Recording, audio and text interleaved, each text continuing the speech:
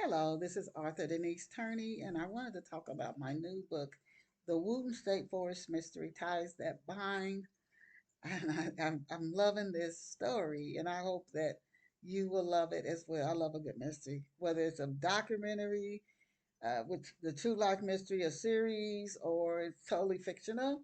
And a lot of mysteries, some of them in part are based on real life events. Some, I would say this, what I want to talk about in this one is the setting and the time for the Wooten State Forest Mystery. Some of this is factual, and some of the events, a few in the book, I actually did experience.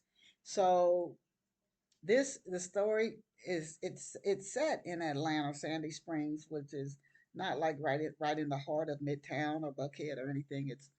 It's its own township outside of Atlanta, and I just love Sandy Springs. So the main character in Wooten State Forest, Petula Bebe, she lives in a townhouse she loves in Atlanta, and she's very independent. She's moved out on her own. She grew up in Columbus, Ohio, her and her sister Ariana with their mom and dad, and she had a wonderful childhood. But she's always had this independent streak in her. So she will travel alone, and some people do. I was at a women's leadership event, and this woman said she had visited, I want to say five or more countries.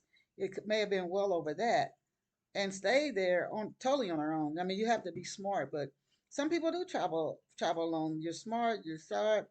The same way of living in your own country, right?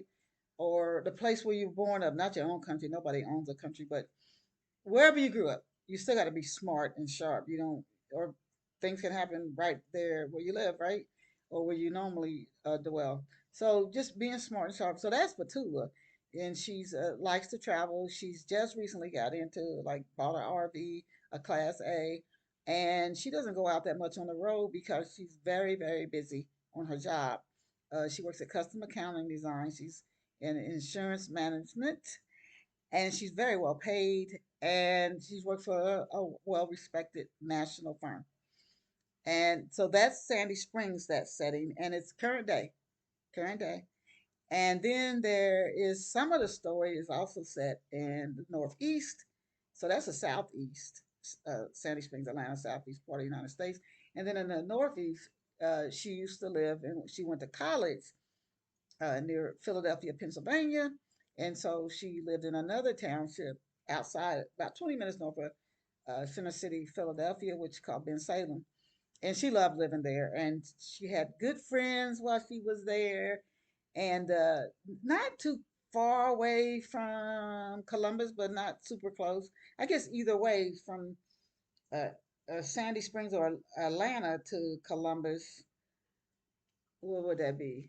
It would be a little further than going from Ben Salem to Columbus for sure. But both of them is not. If you're driving it, you're definitely on the road a minimum more than 8 hours.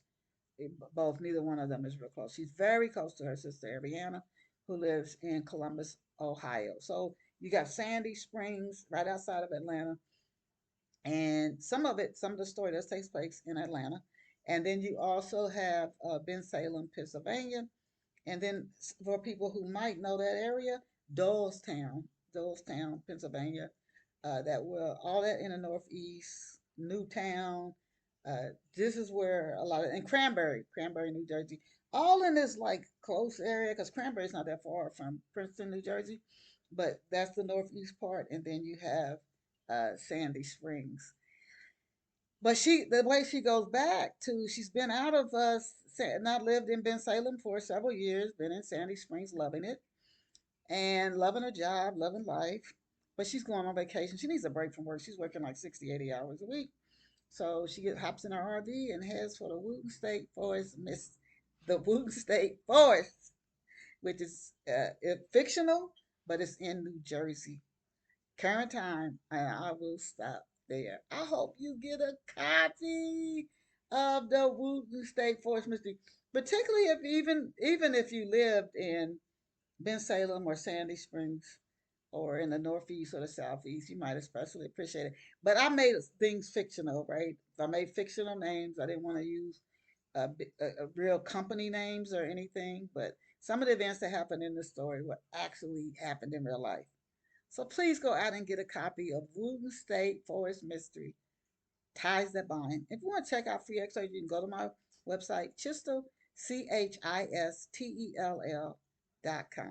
Thank you. Bye for now.